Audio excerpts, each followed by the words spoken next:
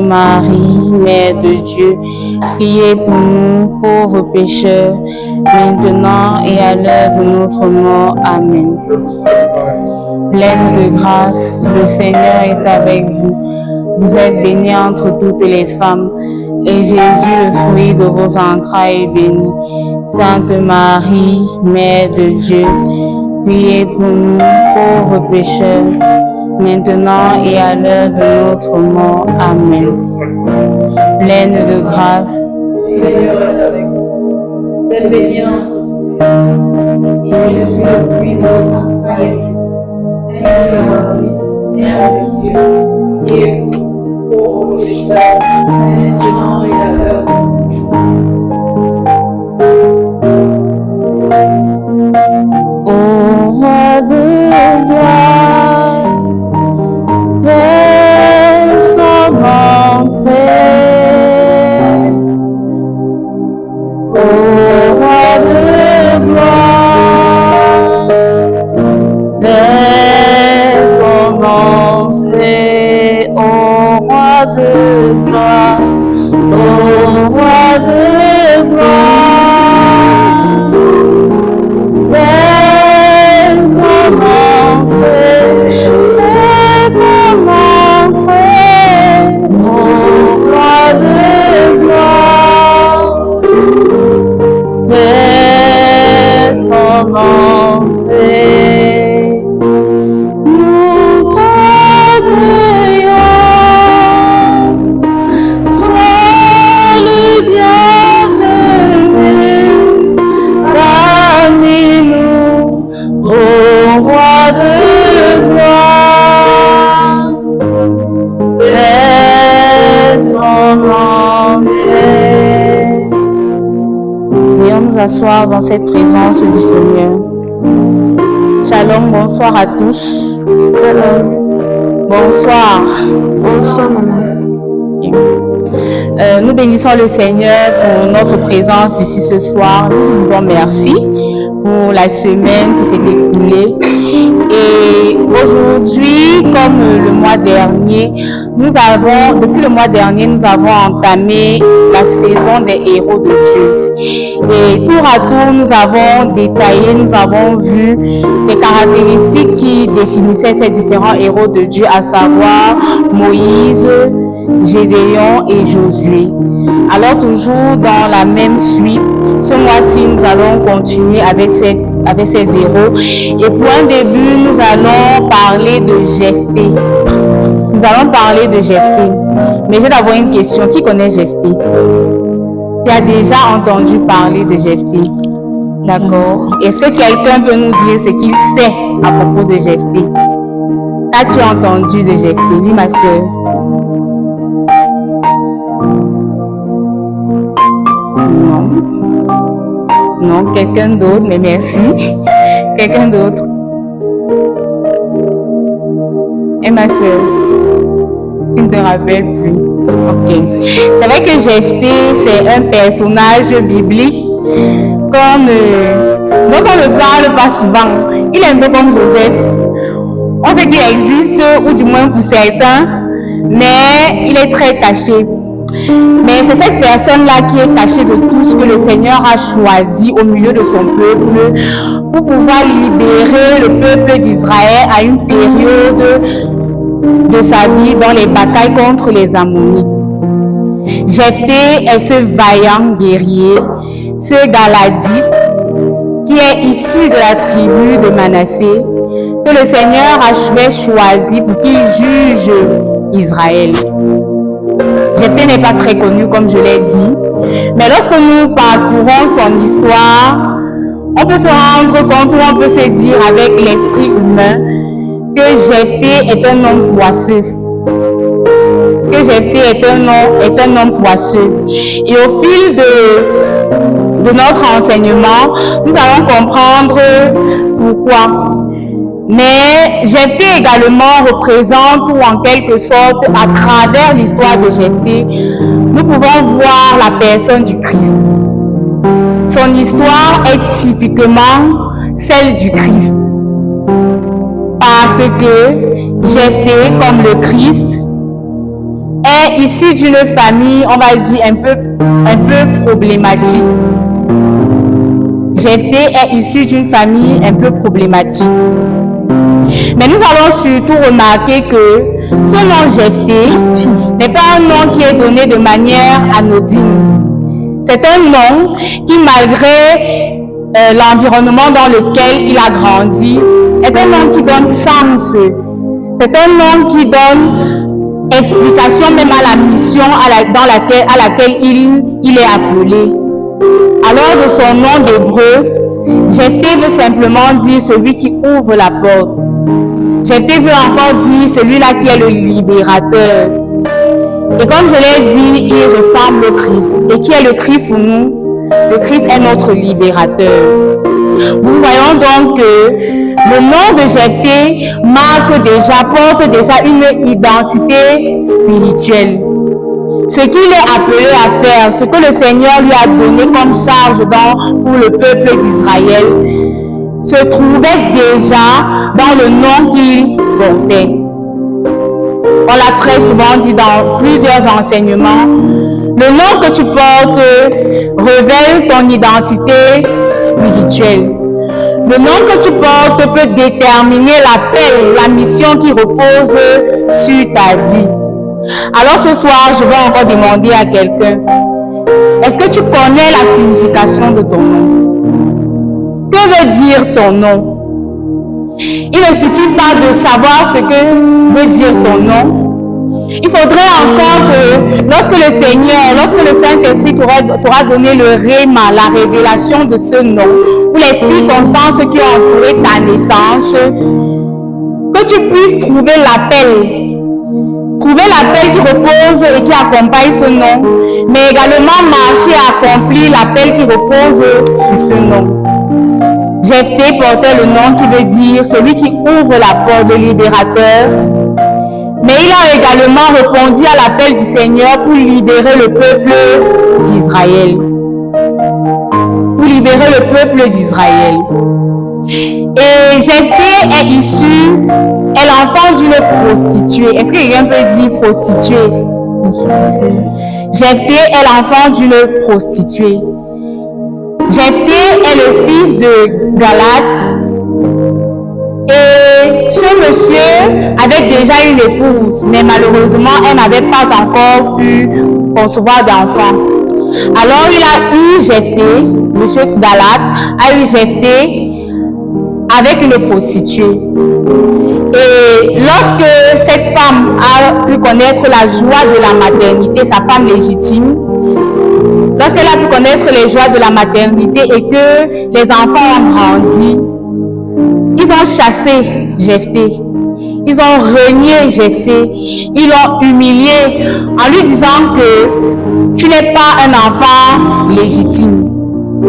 Tu n'es pas un enfant légitime. Ma soeur, est-ce que tu peux lire Juge 11, verset 5. Et lorsque les Ammonites eurent attaqué Israël, les anciens de Galad allèrent chercher Jephthé. Juge 11, verset 1 et suivant. Jephthé le Galadite était un vaillant guerrier.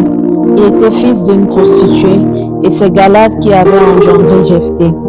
Mais la femme de Galad lui enfanta aussi des fils, et les fils de cette femme, ayant grandi, chassèrent Jephthé en lui disant: tu n'auras pas part à l'héritage de notre père, car tu es le fils d'une femme étrangère.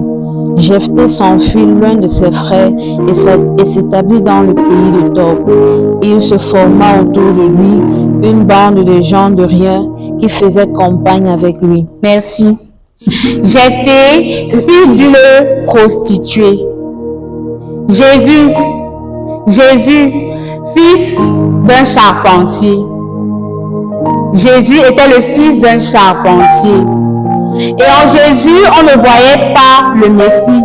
En Jésus, on ne voyait pas celui-là qui vient donner le salut.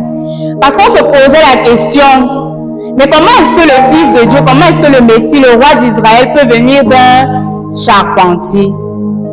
Et avec Nathanaël, nous allons dire dans Jean 11 au verset 46, Peut-il sortir quelque chose de bon de Nazareth? Peut-il sortir quelque chose de bon de la maison d'un charpentier? Peut-il sortir quelque chose de bon de la maison d'une prostituée? Mais le Seigneur vient nous dire ce soir qu'il écrit droit sur les lignes courbes. Le Seigneur écrit droit sur les lignes courbes. Les origines que tu as, la famille dans laquelle tu as grandi, ne déterminent en rien le plan du Seigneur sur ta vie. Les circonstances qui t'entourent, qui ont entouré ton enfance, ton adolescence, ne définissent en rien ce que le Seigneur a prévu, l'appel qui repose sur toi. Parce que le Seigneur a des plans divins pour chacun et chacune d'entre nous.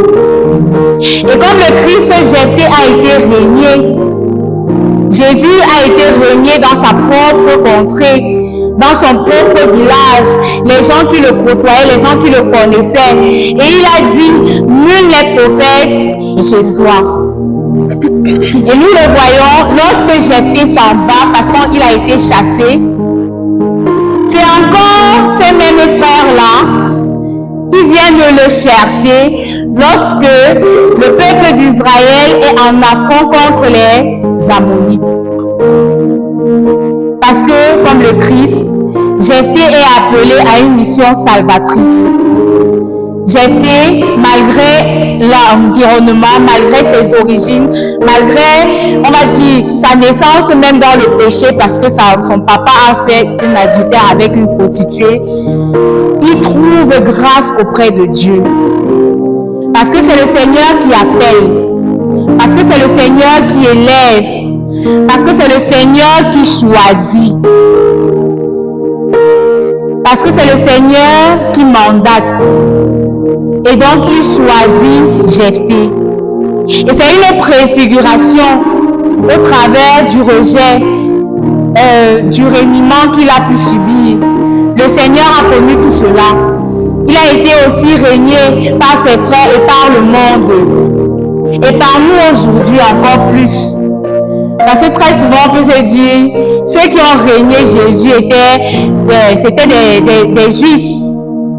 Mais je viens dire à quelqu'un ce soir, mon frère, ma soeur, en 2025, chaque fois que tu as décidé volontairement d'aller à l'encontre des lois et des commandements, des préceptes du Seigneur, toi et moi avons encore régné Jésus. Toi et moi avons encore décidé de le crucifier. Mais le Seigneur, au travers de cette histoire, vient nous donner une leçon très importante. Tes origines ne définissent pas qui tu es. Très souvent, le Seigneur va te sortir de la boue, justement parce que tu es appelé à une mission plus importante. On dit souvent, la fin d'une chose vaut mieux que son commencement. La fin d'une chose vaut mieux que son commencement. Alors le Seigneur, dans ta situation, peut encore te relever, peut encore te mettre à la table des rois. Alors je viens dire à quelqu'un aujourd'hui que les mêmes personnes hier qui t'ont insulté, qui t'ont humilié, qui ont bafoué ton honneur et ta dignité d'enfant de roi, ce soir, le Seigneur vient te dire que je t'emmène à la table des rois. Amen. Je te sors de la boue et je t'emmène à la table des rois. Jephthé n'a pas juste secouru le peuple d'Israël, mais Jephthé est devenu le chef de cette armée-là. Un enfant qui avait été régné. Quelqu'un dont on a dit le fils d'une prostituée. Il est illégitime. Mais ce que les hommes disent sur ta vie, qu'est-ce que le Seigneur dit sur ta vie? Le Seigneur vient te dire, tu es légitime. Le Seigneur vient te dire, tu es aimé. Le Seigneur vient te dire, je t'ai voulu. Même si ton père et ta mère n'ont pas voulu de toi à la conception, le Seigneur, lui, t'avait formé, t'avait pensé, t'avait imaginé, t'avait créé, t'avait désiré. Ce que tu vis, tes origines, ne définissent en rien l'appel qui repose sur ta vie. Parce que le Seigneur peut également t'utiliser pour son œuvre spirituelle, pour le ministère de délivrance. Mais encore faut-il que tu répondes à l'appel. Parce que lorsque les frères de Jephthé viennent le rencontrer, Jephthé pouvait dire non et passer à côté du plan de Dieu, du plan parfait de Dieu pour sa vie. Est-ce que les traumatismes de l'enfance, est-ce que les railleries des uns et des autres t'empêchent d'entrer dans ta destinée, t'empêchent de répondre à l'appel que le Seigneur a mis et déposé pour toi? Ma soeur va continuer dans Juge 11, verset 12. Jephthé envoya des messagers au roi des Ammonites pour lui dire: qu'y a-t-il donc entre toi et moi pour que tu sois venu faire la guerre à mon pays? Qu'a-t-il donc entre toi et moi pour que tu viennes faire la guerre à mon pays? Ici, Jephthé, avant d'aller au combat, avant d'aller sur le front, veut jouer le négociateur. Jephthé veut jouer le négociateur. Un peu comme Moïse au temps de la libération du peuple de l'esclavage en Égypte. Moïse n'a pas commencé à bombarder les plaies. Lui, c'est vrai, le Seigneur l'avait envoyé libérer son peuple. Mais d'abord, il a voulu négocier. Il a voulu négocier. Et cette négociation avec Jephthé passe par le conte de l'histoire du peuple d'Israël. Jephthé connaît son histoire. Il la connaît parfaitement. Il la maîtrise du bout des doigts. Il connaît toutes les batailles que le peuple d'Israël a dû mener de sa sortie en Égypte jusqu'à ce jour. Le combat spirituel demande et requiert que toi et moi sachions ou connaissons du bout des doigts l'histoire de nos pères. Tu ne peux pas combattre quelque chose que tu ne connais pas. Tu ne peux pas renoncer à quelque chose dont tu n'as pas idée. Le Seigneur a besoin que dans ce combat spirituel, tu connaisses ton histoire. Qui sont tes descendants? Qui sont tes ascendants, tes ancêtres? Quels ont été les dieux, les liens, les autels qu'ils ont adorés? Parce que pour livrer bataille, tu as besoin de toutes ces informations-là. Et le frère disait une fois, tu n'as pas juste besoin de ces informations pour briser, mais tu as besoin de ces informations pour renoncer. D'abord, pour renoncer. Est-ce que tu connais ton histoire? Est-ce que tu connais l'histoire de ta famille, les antécédents de ton village? Parce que toutes ces informations nous aident à savoir, avec la puissance du Saint-Esprit, quelles sont les armes nécessaires pour le combat. Quelles sont les stratégies idéales pour combattre? Parce que les esprits qui parlent dans ton village ne sont pas les mêmes qui parlent dans le mien. Je vais dire n'importe quoi, la hache. Mais chez toi, tu auras peut-être besoin du glaive. Mais pour savoir quelle arme utiliser, il faut que tu connaisses l'histoire. Il faut que tu saches comment est-ce que ça se faisait. Et c'est pour ça qu'il faut poser les questions aux aînés. Et si les aînés ne connaissent pas, il faut demander au Saint-Esprit. Parce que le Saint-Esprit est l'esprit de révélation. C'est lui qui donne le réma. C'est lui qui vient te faire voir les choses qui se sont passées dans des années où on ne t'imaginait même pas. Parce que la parole de Dieu nous dit dans Genèse, au commencement, l'esprit planait sur les eaux.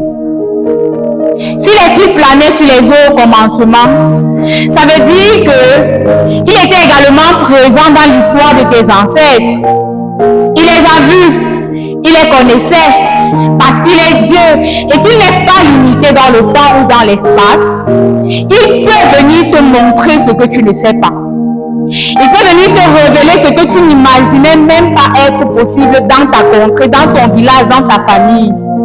Mon frère, ma soeur, tu as besoin de ton histoire. Tu as besoin de la connaître. Tu as besoin de la maîtriser. Parce que le combat avec l'histoire est beaucoup plus efficace. Il est beau d'avoir les armes. Il est beau de connaître les stratégies. Mais si déjà tu manques une... C'est comme un puzzle.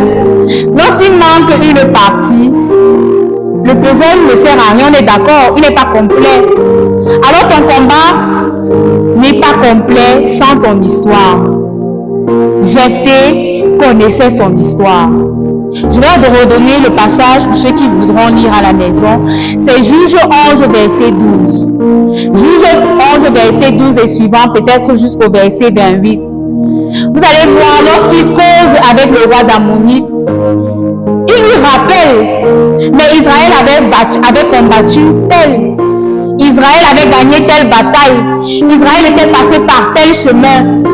Il connaissait son histoire. Parce que pour aller à la bataille, il faut que tu saches déjà qui tu es. Il faut déjà que tu saches quelles sont même les victoires, quelles sont les faiblesses qui reposent dans ton camp.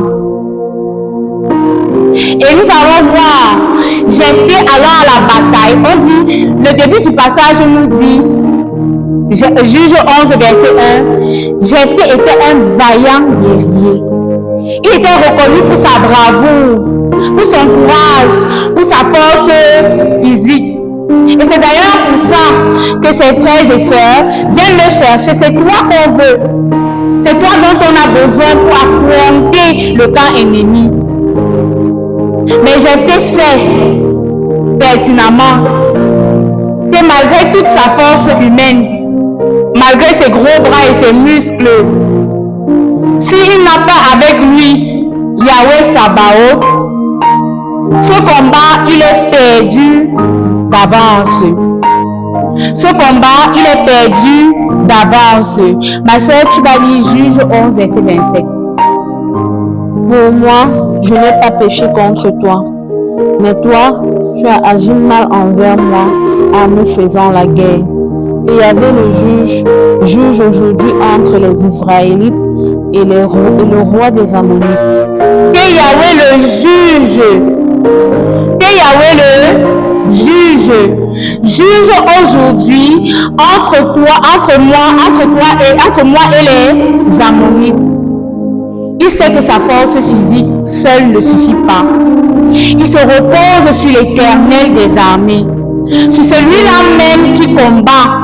Parce qu'on l'a dit, ce n'est pas toi et moi qui combattons, c'est le Seigneur qui combat pour toi en ta faveur.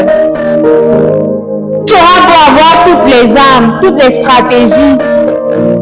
Mais si tu décides d'aller seul, si tu décides de compter sur tes propres connaissances, je connais la Bible, je connais les passages bibliques, j'ai le charisme de délivrance et je ne sais pas quoi de consorts.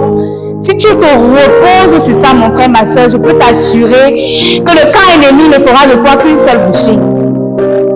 C'est Yahweh, le juste juge, Yahweh Sabaoth, qui combat en ta faveur. Alors je vais te poser la question. Qui est celui-là sur qui tu te reposes? Qui est celui-là sur qui tu t'appuies? Est-ce qu'il t'arrive encore d'aller souvent un peu au village, tu vas guetter? On ne sait jamais. Parfois Dieu est comme ça, il est lent. Avec celui-ci là, on va voir. Donc on va me dire là, je vais voir, il y aura la vérité. Sur qui repose ta force? Qui est ton bouclier? Est-ce Yahweh Sabaoth? Est-ce lui le juste juge? Ou est-ce que avec le temps, avec les situations, la pression sociale, il t'arrive encore de parfois guetter ailleurs, de parfois déposer ta confiance dans des gris-gris, chez les charlatans? Parce que tu te dis, bah, il a même fait 400 ans pour libérer son peuple. 400 ans. Son propre peuple. 400 ans. Il est lent. Il faut que je cherche un peu une autre solution. Il faut que je cherche une deuxième, un second recours. Mais le Seigneur vient te dire ce soir, Sans moi, pas de victoire.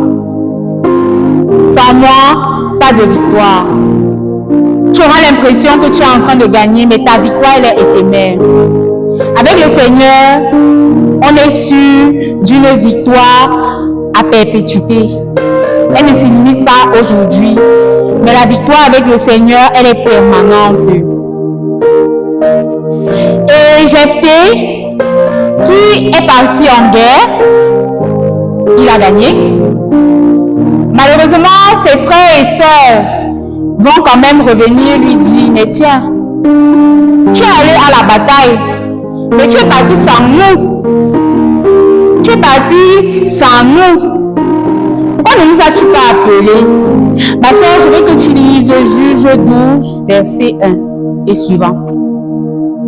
Les gens d'Éphraïm se rassemblaient, ils passèrent le Jourdain dans la direction de Caphon, et ils dirent à Jephthé. Pardon.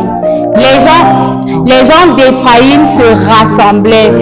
Au début, on a dit que Jephthé est issu de la tribu de Manassé. N'est-ce pas? Jephthé est issu de la tribu de Manassé. Mais les gens d'Éphraïm ici, on va dire dans le temps à l'époque, Éphraïm et Manassé étaient tous fils de Jacob. Pardon. De Joseph, pardon. Étaient tous fils de Joseph. Et lorsqu'un frère est en détresse, logiquement, tu vas à sa rescousse. Tu es avec lui. Donc maintenant, ils sont tous descendants de Éphraïm et de Manassé. Alors il se pose la question, mais pourquoi est-ce que tu es allé en avant de tes ennemis sans demander le secours de tes frères? Alors on va écouter la réponse de Jephthé. Pourquoi es-tu allé combattre les Ammonites sans nous avoir invités à marcher avec toi? Nous brûlerons ta maison et toi, sur toi. Jephthé leur répondit, nous étions en grave conflit, mon peuple et moi, avec les Ammonites. Je vous ai appelé à l'aide et vous ne m'avez pas délivré de leurs mains. Quand j'ai vu que personne ne venait à mon secours, j'ai risqué ma vie. J'ai marché contre les Ammonites et Yahvé les a livrés entre mes mains. Pourquoi? Merci. Pourquoi es-tu allé en avant des Ammonites sans nous? Il leur répond, je suis venu vers vous. J'ai demandé secours, mais vous avez refusé de me porter secours. Alors, Yahvé m'a livré mes ennemis entre mes mains. Yahvé m'a livré mes ennemis entre mes mains. Quelle est la leçon qu'on peut tirer de ce verset? Ne pas compter sur les êtres humains. Ce n'est pas parce qu'un être humain t'a dit non que ça veut dire que ta vie est finie. Parce que l'être humain est, comme on dit, ondoyant et divers. Si ton frère, ta soeur, un ami, un collègue, ton patron refuse de te venir en aide, avec Jephthé, nous comprenons que tant que tu as Yahvé, Sabaoth, lorsque tu as le Seigneur à tes côtés et que tu demandes son aide, lorsque tu reposes entièrement sur lui, il livre tes ennemis entre tes mains. Il livre tes ennemis entre tes mains. Et un autre verset dit, maudit soit l'homme qui met sa confiance dans un mortel. Maudit soit l'homme qui met sa confiance dans un mortel.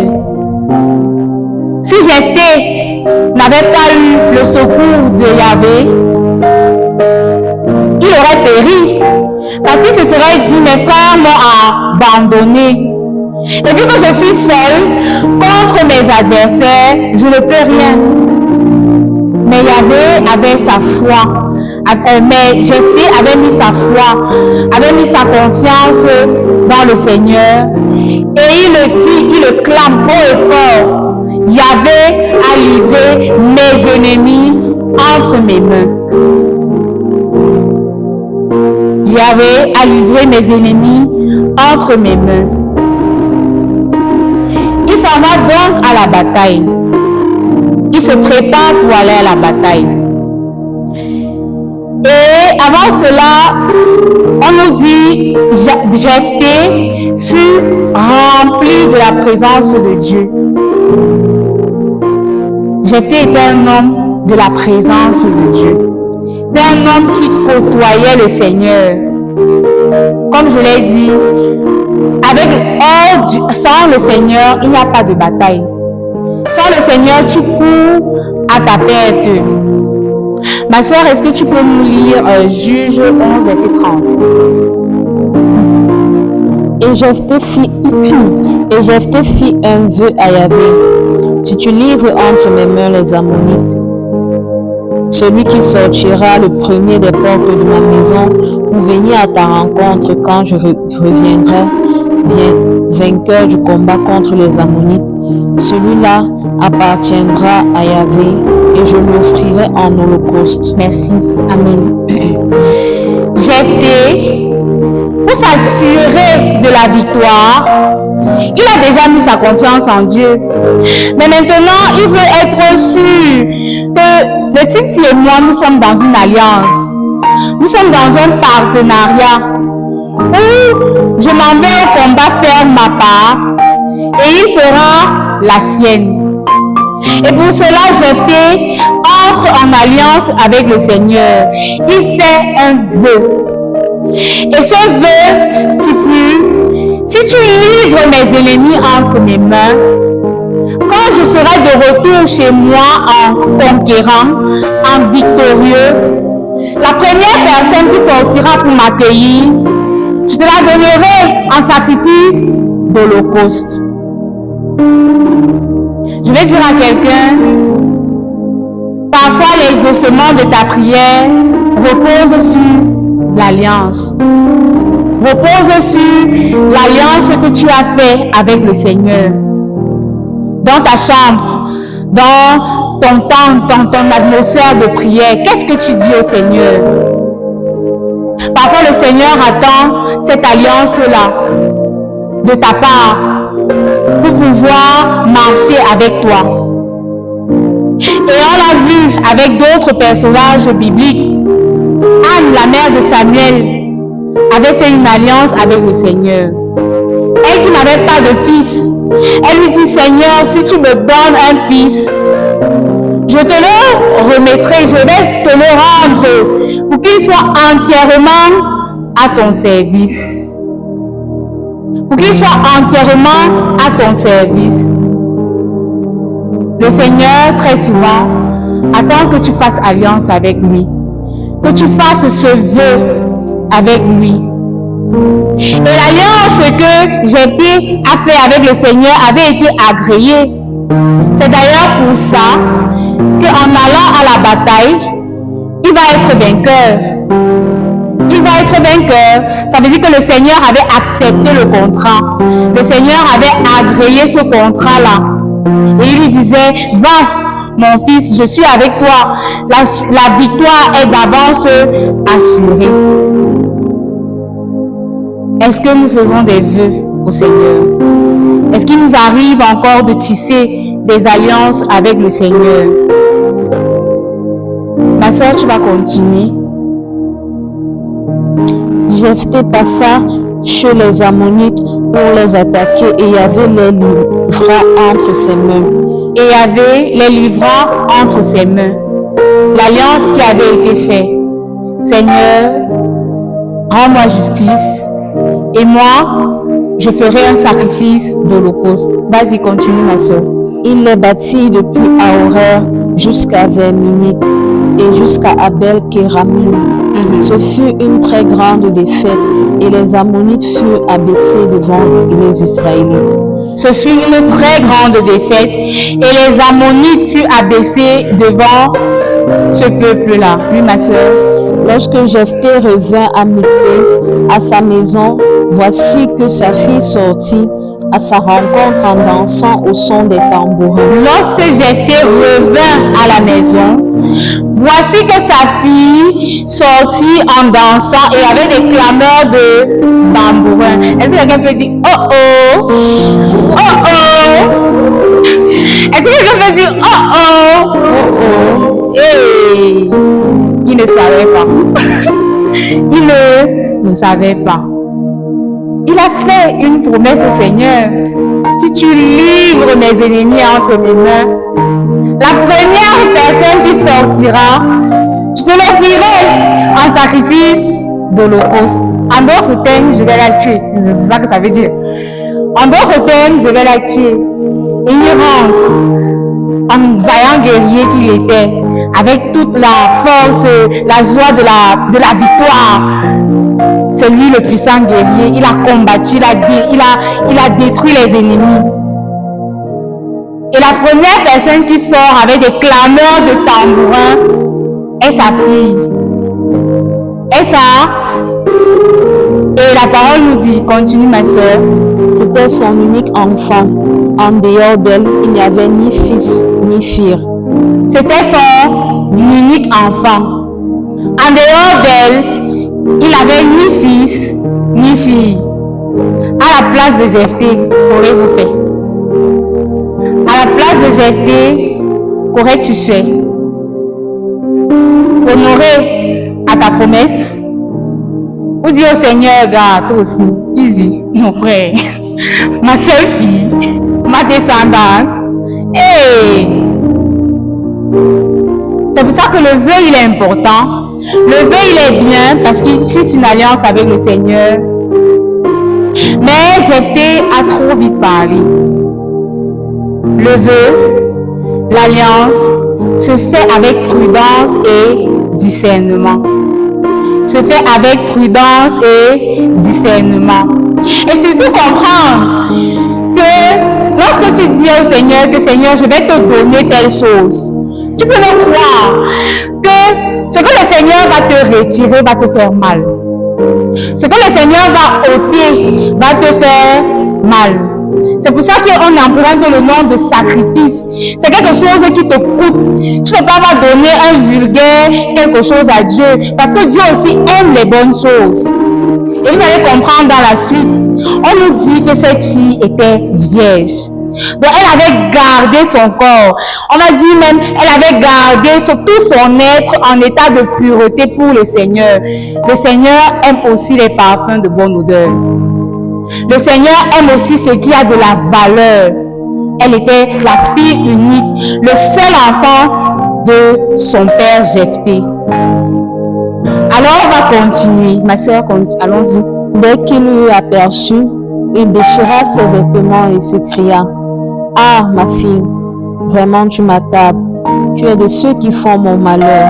Je me suis engagé, moi, devant Yahvé, et ne puis revenir en arrière. » Elle lui répondit: « Je me suis engagée devant Yahvé, et ne puis revenir en arrière. » Il sait que le Seigneur a été fidèle. C'est à son tour d'être fidèle. C'est à son tour d'être fidèle. Et comme on le dit souvent, la loi c'est la loi. La loi fait mal, mais la loi c'est là. Et comme on dit dans notre langage vulgaire au quotidien, on nous dit, la promesse est une... Le Seigneur avait fait sa part. Jephthé maintenant avait une dette vis-à-vis de Dieu. Et il sait qu'il ne peut pas se raviser. Parce que autant le Seigneur a été fidèle, autant je me dois d'être fidèle. Oui, ma soeur, continue. Elle lui répondit: « Mon père, tu t'es engagé envers Yahvé. Traite-moi selon l'engagement que tu as pris, puisque Yahvé t'a accordé de te venger de tes ennemis, les Ammonites. » Puis, elle dit: « Tu t'es engagé vis-à-vis de Dieu. » Elle encourage à accomplir sa promesse. Elle encourage à être fidèle à Dieu, sachant que c'est au prix de sa vie qu'elle va devoir le payer. Alors la question que je vais d'abord poser à quelqu'un, c'est c'est jusqu'où es-tu fidèle à Dieu? Quel est le prix que tu es prêt à payer pour être fidèle à Dieu? Est-ce que tu payes le prix ou lorsque tu te trouves devant des circonstances, tu dis, non. C'est ce qu'on s'était dit, c'est vrai, mais toi-même maintenant que tu vois comme c'est là, on fait comment? Gars, il faut te donner ma seule fille. C'est ma descendance, parce que nous les Africains, là, on aime bien la descendance, on aime les gens qui vont perpétrer la tradition. Donc si je parle, mon nom est fini. Jusqu'où es-tu prêt à être fidèle à Dieu? Comme Jephthé, jusqu'où es-tu prêt à honorer ta parole vis-à-vis de Dieu? À lui être fidèle en retour. Parce que c'est beau de dire, le Seigneur est bon, il a été fidèle pour moi, il a réalisé des prouesses, il m'a délivré, il m'a. Mais te souviens-tu de l'alliance? Te souviens-tu du vœu que tu avais fait avant l'accomplissement de ce que tu as aujourd'hui? Et si tu t'en souviens, qu'as-tu fait de ce vœu? Là, tu accomplis dans sa plénitude, sans tricher, sans dire que non, c'est trop dur. Que Seigneur, je veux l'enfant. Seigneur, je veux l'enfant. Tu pars à, on appelle ça quoi? En Simalène, tu pries, tu bois l'eau là. Et ensuite, tu dis, Seigneur, je te promets que si tu me donnes cet enfant, il deviendra prêtre. Quand le Seigneur te donne l'enfant, l'enfant grandit, non? Tu vois, l'enfant est wise, il est beau. Tu dis, Seigneur, toi aussi. Mon fils est beau. Regarde comment il est mignon, comme il est intelligent. Je veux aussi qu'il soit astronaute comme les autres enfants. Tu commences à vouloir marchander, à vouloir négocier avec le Seigneur. Mais tu oublies qu'il a été fidèle en te donnant cet enfant. Alors jusqu'où peux-tu être fidèle vis-à-vis de Dieu? Jusqu'où peux-tu être fidèle vis-à-vis de Dieu? Oui, ma soeur, continue.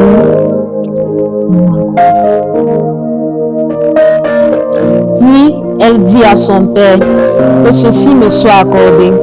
Laisse-moi libre pendant 2 mois. Je m'en irai errer sur les montagnes et avec mes compagnes. Je pleurerai sur ma virginité. Va, lui dit-il, et il la laissa partir pour 2 mois. Elle s'en alla donc, elle et ses compagnes, et elle pleura sa virginité sur les montagnes. Les 2 mois écoulés, elle revint vers son père. Et les 2 mois écoulés, elle revint vers son père. Combien de personnes allaient revenir? Et donc, tu as fait ton 2 mois, il n'était pas là, je meurs quoi dedans? C'est ça, non? En fait, c'est ça la logique humaine. Je n'étais pas là quand tu faisais ton vœu. Je n'étais pas envoyé. Ce vœu ne me concerne en rien. Je suis jeune, je suis belle, j'ai des aspirations. Je veux me marier, je veux fonder ma famille. Si tu as décidé de livrer ta famille, ça ne me concerne pas. La fidélité. Sa fille était également fidèle à Dieu. Elle savait qu'une promesse faite au Seigneur ne se bafoue pas juste comme ça. Ne s'annule pas juste comme ça. Et elle tenait à ce que son père garde son intégrité devant la face de Dieu. Après 2 mois, elle est revenue. Oui, ma soeur. Et il accomplit sur elle le vœu qu'il avait prononcé. Il accomplit sur elle le vœu qu'il avait prononcé. Ce vœu qui conduit au sacrifice, on l'a dit, Jephthé est une représentation, une préfiguration du Christ. Ce vœu va conduire au sacrifice, qui également annonce le sacrifice unique et cher de Jésus-Christ pour nous à la croix. Dieu le Père a envoyé son unique Fils pour venir mourir pour toi et moi, afin que nous ayons le salut. Comme la fille de Jephthé, le Seigneur Jésus s'est soumis à la volonté de son Père. Il s'est donné totalement à cette volonté-là, allant jusqu'au sacrifice et à la mort sur la croix. Jephthé est un homme de parole. Jephthé est un homme de parole qui honore ses promesses. Bien qu'elles soient coûteuses, bien qu'elles lui fassent mal, il se souvient que le Seigneur a été fidèle en premier. Enterrer sa fille, Jephthé, avant la fin de, je vais dire, son mandat, parce qu'il a fait 6 années à être juge du peuple d'Israël, Jephthé va encore livrer une dernière bataille. Ma soeur, tu peux lire Juge 12, verset 4. Alors Jephthé rassembla tous les hommes de Galaad et livra bataille à Éphraïm, et les gens de Galaad défirent Éphraïm, car ceux-ci disaient: vous n'êtes que des fuyards d'Éphraïm, vous Galadites au milieu d'Éphraïm, au milieu de Manassé. Au milieu de Manassé. Jephthé, dans cette dernière bataille, sera encore vainqueur. C'est pour dire à quelqu'un aujourd'hui, le temps que tu marches avec le Seigneur, peu importe le nombre d'années que tu as passé dans ces batailles, avec le Seigneur, on ne perd pas. Avec le Seigneur, on ne perd jamais. Avec le Seigneur, on sort toujours victorieux. Je dis bien, quel que soit le nombre d'années que tu as passé dans ces batailles, peu importe qui est ton adversaire, qui se dresse devant toi, que ce soit les forces ténébreuses, que ce soit les loges sataniques, que ce soit les hôtels de la maison de ton père ou de ta mère, et je ne sais quoi d'autre, les mamies Wata, avec le Seigneur, on ne perd jamais. Jephthé en est la preuve vivante. Qu'avec le Seigneur, on est victorieux. Pas par nos propres forces, pas par nos propres capacités, pas parce qu'on connaît le rhéma, les paroles en langue, les prophéties et tout. Mais d'abord parce que le Seigneur est celui-là sur qui on s'est appuyé, sur qui on a décidé de déposer nos espoirs. Et jamais, comme Jephthé, le Seigneur ne nous abandonnera. Amen. Amen. On va se lever pour